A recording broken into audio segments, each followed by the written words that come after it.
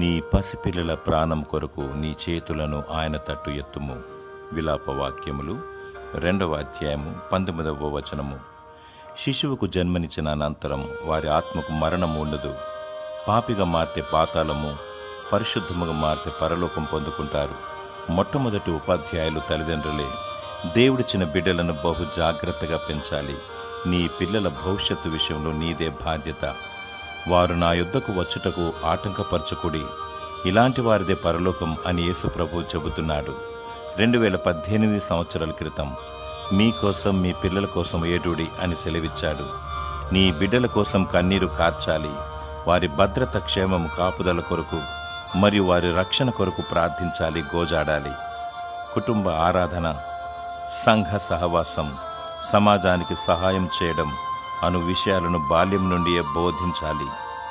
వేకువజాముననే లేచి నీ పిల్లల కోసం స్తుతించి ప్రార్థించాలి.